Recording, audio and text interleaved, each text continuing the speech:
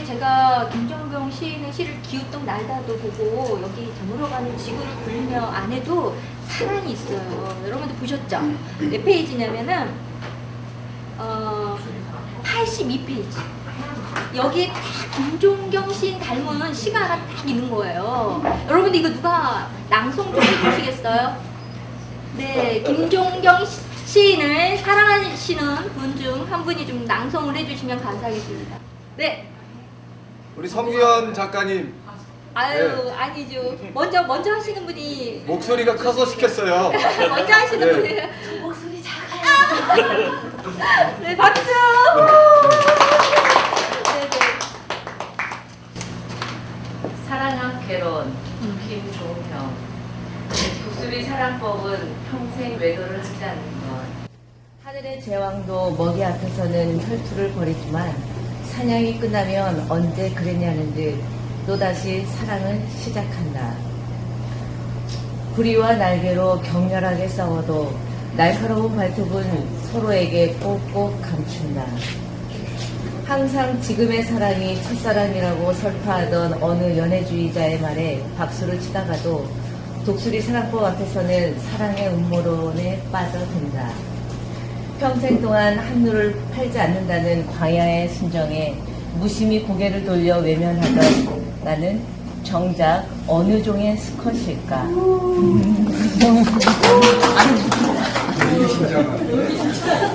시인의 시선은 정말 굉장히 그 머리부터 발끝까지 다 눈이 달려 있는 것 같아요. 그러면서 또 하나 빠지지 않는 게 뭐냐면 제 생각에 여기 사모님도 계시지만 굉장히 글을 쓴다는 거는 정서적으로 따뜻하지 않으면 글을 쓸 수 없는 것 같아요.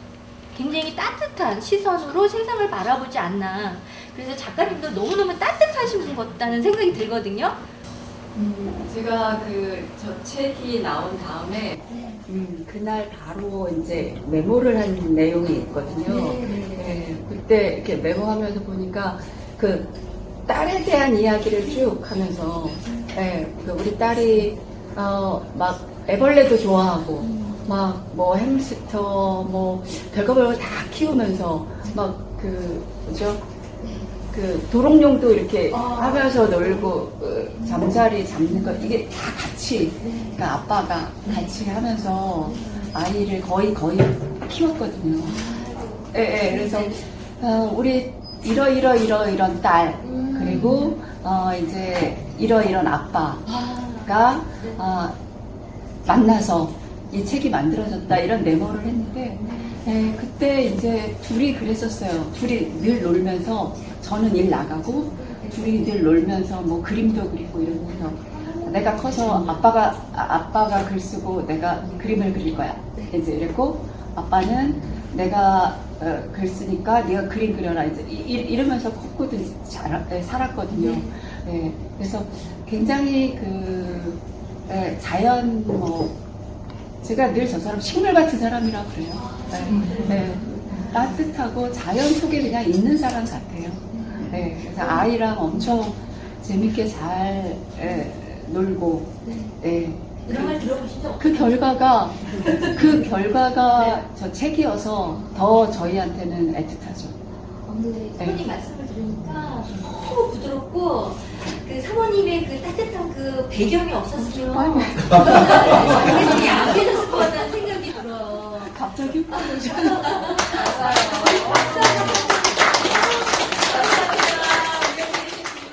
우리 김종경 시인의 시들은 사실은 이렇게 생활 속에서 묻어나는 시들이 굉장히 많잖아요. 그러니까 스며들어서 나 자신도 모르게 나 안에 들어와 있다는 걸 느끼는데 우리 참고로 한정우 시인님은 그 용인문학회에서 시창작도 배우셨고 그쵸 맞죠? 제가 아는 정보가 그리고 그 낭구만 문학상도 몇 년 전에 받은 걸로 제가 알고 있습니다. 네. 상금 500만 원. 상금 500이요? 가장 여리고 강한 이게 참 마음을 저리게 하는 그런 시더라고요. 제가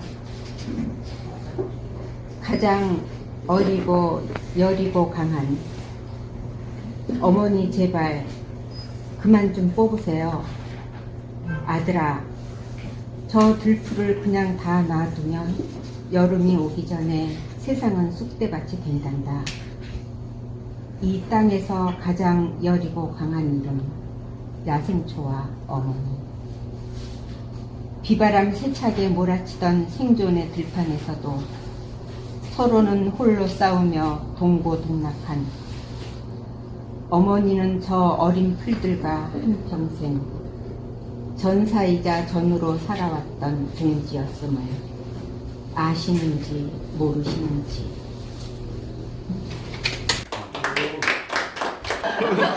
우리 김종경 씨께 생각하는 어머니하고 우리 박숙현 우리 아내분이 생각하는 시어머니인데 이제 어머니라고 보면 어떻게 이제 생각하시는지. 지금 한정우 시인이 낭송하는 그 시를 잘 들어보면요, 정말 너무나 따뜻한 그런 시다라는 생각이 들어요.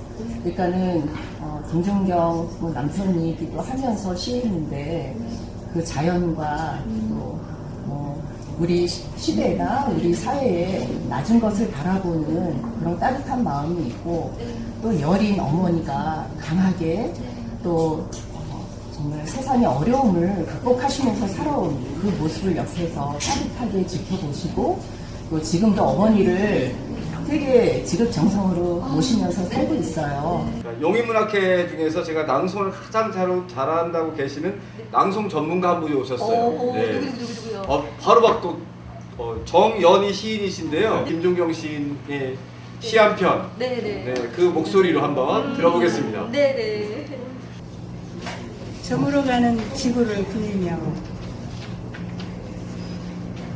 5일장마다 믿음 천국 교신 지옥을 부르짖는 붉은 조끼들이 천국행 암표를 팔고 있다. 십자가를 등에 진 종말론자는 옆구리에 스피커를 매단 채 그분이 너희 죄를 사하였노라고 여장 남자 각설이는 호박엿은 구원이 아니라 10,000원에 4개라며 이미 구원을 받은 듯 찬송가보다 더 크게 뽕짝을 불러댔다. 누런 풀들을 앞에 태운 노인의 전동 휠체어는 호박엿으로 구원을 받았는지 서둘러 귀가하고, 땅바닥을 끌며 찬송가를 부르는 박물 장수에게 1,000원짜리 면봉과 편지 봉투 한 묶음을 사는 사람들. 그가 애벌레를 닮았다며 그림자마저 조승실에 비켜가고, 그는 오늘도 온몸으로 저물어가는 지구를 굴리며 노을박 세상을 구원 중이다.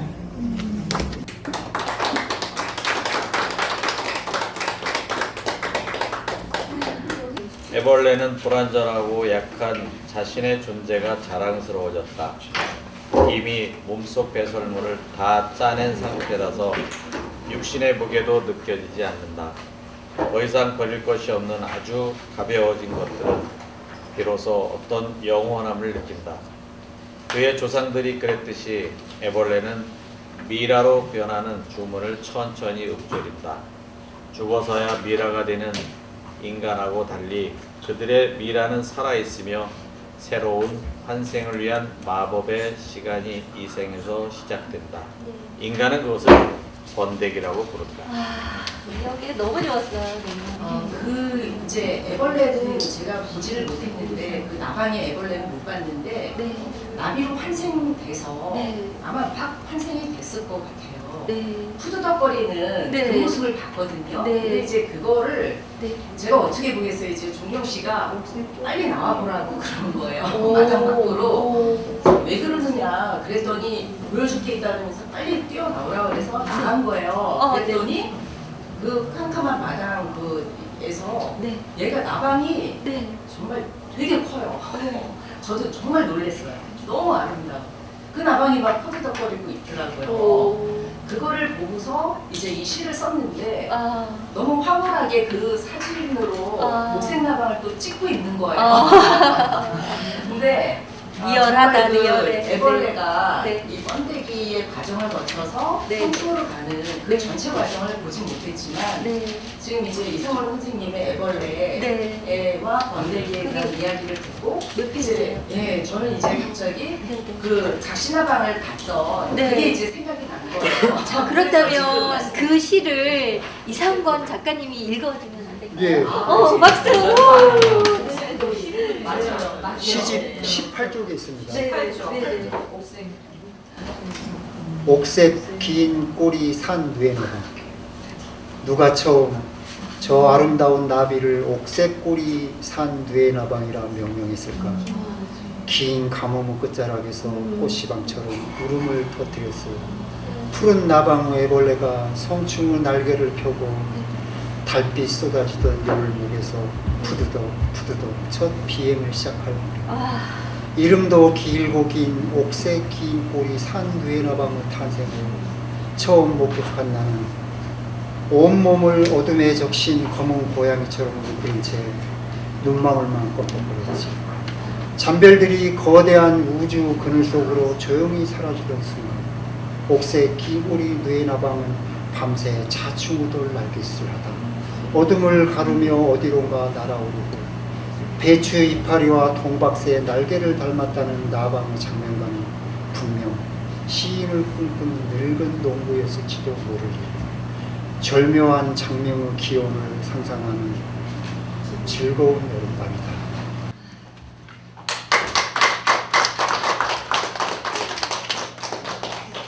그 7세기 후반에 서류라는 젊은 뭐 여승이라고 해야 되는 사람이 있었는데요. 그 사람이 쓴 시가 속세를 돌아오면라는 시래요.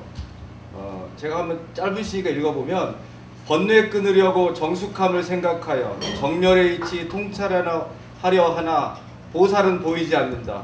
꽃다운 풀에는 향기만 그윽하니 장차 이 청춘을 어찌할까요? 이게 지금 그 감정이 다 배어있는 시잖아요. 사실 그 생생한 지금 시도 아마 그런 느낌을 그대로 옮겨 적은 것 같은데 이 저물어가는 지구를 굴리며라는 이 시집이 탄생하는데 편집자 하셨던 시인님이 오셨어요 오늘. 그래서 이미상 시인님 맞으시죠? 이 편집자분. 그래서 한번 가장 애착이 간 이 시집이 탄생을 하셨으니까 애착이 가는 시 한 편 낭송을 부탁드릴까요? 저 가로등처럼 김종경. 암막 커튼을 반쯤 열어젖힌 그곳에선 생의 뿌리가 환히 보이는 여자들이 싼갑제 꽃을 팔았다. 오빠 추워요. 잠시 쉬었다 가세요. 일찌감치 몰려온 이국의 사내들은 335 꽃값을 흥정하고 어둠이 허물을 벗는 이른 새벽이면 습관처럼 현장을 떠나야 하는 저 가로등처럼. 아니요. 사모님이 꼭 이 시를 읽어주셔야 돼요. 네네. 떠도는 새. 소나무 위에서 독수리가 스스로 목을 냈다. 죽음의 진상은 하늘의 제왕이라는 것 말고는 밝혀진 게 없다. 여름이 다가왔지만 몽골 초원으로 돌아가지 못한 겨울 철새의 순한 눈동자. 오랫동안 나무 위에 앉아 북쪽 하늘만 바라보았다는 것과 폭탄이 몰아오기 전 생존을 위해 수천 킬로미터를 말없이 날아왔다는 것 외에는 잠든 독수리의 까만 눈망울 속엔 아직도 광활한 우주의 풍경이 펼쳐질 터이고 오늘도 나는 지구에 사는 새들의 절반 이상이 대륙을 떠도는 철새라는 사실에 경의와 위로를 표한다. 지금도 지구를 떠도는 수억의 유목민과 전쟁 난민들이 생만도 못한 종족 공동체로 꿋꿋이 살아가고 있다는 이 불편한 진실 앞에서 나는 독수리의 온전한 귀향과 명복을 기원하는 바이다.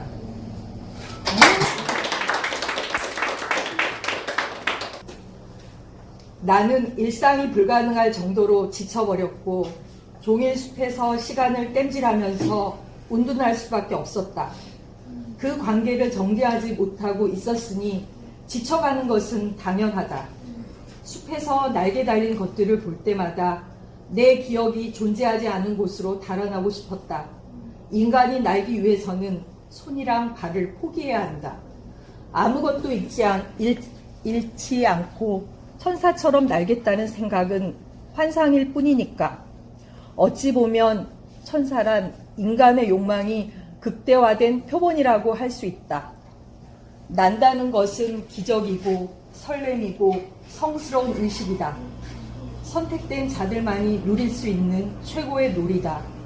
나방은 그렇게 선택된 자들이다. 선택된 자들의 공통점은 절대 자연의 순리를 거스르지 않는 것이다. 자연의 순리는 서로의 다름을 인정하고 존중해 주는 것, 조금만 생각이 달라도 상대를 인정하지 않고 깔아뭉개려고 하는 오만한 독서는 인간들만의 특징이다. 감사합니다. 최근에 제가 그 자연인 생활을 하면서, 그러니까 농부는 아니지만, 이제 흙, 나무, 동물, 이런 걸 좋아하면서 바닷가에서 이제 그렇게 이제 오래 지냈어요.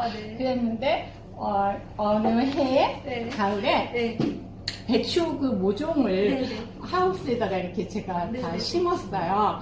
그런데, 어느 날 보니까 배추에 이렇게 구멍이 이렇게 났는데 다른 집하고 다른 거예요, 우리 배추가.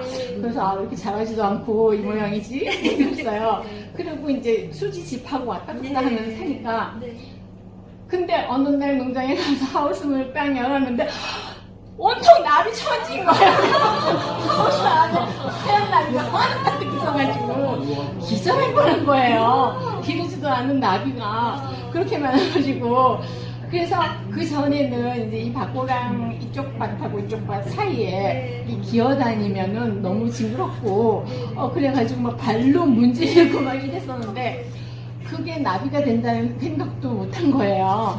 근데 그 많던 벌레가 다 나비가 된 거였구나를 처음 경험한 거죠. 그때부터 이제 애벌레가 사랑스럽기 시작한 거예요. 그래서 제가 오늘 안 올 수 없었어요. 그래서 저한테는 그 이후 이제 애벌레는 가장 사랑스러운 존재로 이제 저한테 남았거든요. 꼼꼼히 천천히 걸으면서 진짜 한 문장 한 문장을 내가 이걸 다 먹어봐야 되겠다 하는 제가 생각이 들었습니다. 오늘 너무 깊은 감명을 받았고요. 제가 이 시집을 처음 제가 열었을 때 여는 시가 이제 빛이 일부에 보면 빛의 유족들이라는 시가 있어요. 그리고 끝에 보면 닫는 시가 소몰이로 돼 있어요. 근데 여는 시와 제가 닫는 시를 읽어보고 와 진짜 시 잘 쓰시는 분이시구나 제가 감탄을 했어요. 근데 노을이라는 얼굴을 이렇게 아름답게 표현한 시가 있을까? 한 인간이 노을을 바라보면서 있는 그 아름다운 모습, 고독하지만 일단은 인간이 굉장히 아름답게 제가 생각이 들었어요. 그래서 빛의 유족들을 꼭 한번 제가 낭송은 못하지만 읽고 싶습니다. 김종경. 세석강 해안도로 전망대에도 붉은 노을은 없었다. 누구든 이 세상을 떠날 땐 노을이 궤도를 따라가는 법. 태양에서 쏟아진 거대한 빛의 유족들이 노을로 사라지는 걸 슬퍼하지 마라. 노을 박물관 구석에 잠들어 있는 고양이는 알고 있을까? 검은 바닷속으로 태양이 떠오르고 질 때마다 분만의 고통이 휘빛으로 번져왔던 것을. 가끔은 태양처럼 세상을 전부 불태워버리고 싶다. 바닷속 슬픔이 온전하게 끓어올 때면 일출과 노을에 등 기대고 담배를 피우던 당신. 일출보다 노을이 아름다운 이유는 노을이 당신의 배경이 되었기 때문인 것을. 이상합니다. 별다른 건 없는데요. 그냥 별꽃의 이미지를 살려서 글씨를 생각을 했고요. 그 다음에 이 글씨의 가장 큰 특징은 리을을 거꾸로 표현을 해서 조금 다른 시각으로 세상을 바라볼 수 있는 그런 깊은 뜻을 지금 생각해 냈습니다. 깊은 뜻이에요. 신났어요. 네. 광고 이거 찍어서 용인 TV에 나갈 거니까. 광고. 네. 그 출판 이번에 저희가 출판사를 북앤스토리라고 하나 갖고 있는데 문학 전문 브랜드로 이번에 새로 도서 출판 별꽃을 만들었어요. 그래서 시집만 지금 이제 2권이 나왔는데 출판사 이름을 어마어마하게 고민을 많이 하다가 막 여러분들한테 막 이렇게 물어보기도 하고 이렇게 했는데 찾다가 우리 이미상 시인하고 저하고 정말 이게 딱 맞아 떨어졌어요. 처음부터 뭐 풀이름, 뭐 꽃이름 이런 거 갖고 하자고 그래. 나는 뭐 기억으로 하자, 뭐 하자 이렇게 여러 가지를 하다가 정말 제가 강아지 끌고 산책을 나갈 때마다 그 흔한 꽃이 별꽃인데 그걸 그렇게 예뻐했는데 별꽃 얘기를 딱 꺼내서 이거다 딱 정했어요. 정말 그때 별꽃이잖아요. 네. 어느 문예지의 그 모토가 별꽃이더라고요. 그 여기에 표사를 쓰셨던 고은 선생님이 그걸 하셨다고 그러더라고요. 나중에 알고 봤더니 근데 그 이상하게 맞아 떨어졌어요. 그 별꽃이라고 이제 나중에 이렇게 했는데 그래서 별꽃은 작지만 네. 정말 아름답고 네. 또 별과 꽃을 합칠 수도 있잖아요. 그죠? 그냥 단순한 꽃이 아니라 별은 높고 작지만 꽃도 아름다운 그래서 그런 걸 기억되고 싶어서 별꽃이라는 이름을 이렇게 짓게 됐습니다. 제가 봐도 이 이름과 또 우리 윤병훈 선생님께서 써주신 요 글자체가 그림이 너무 잘 어울리는 것 같아요. 그래서 책에다 은박으로 이렇게 좀 박았어요. 별처럼. 감사합니다.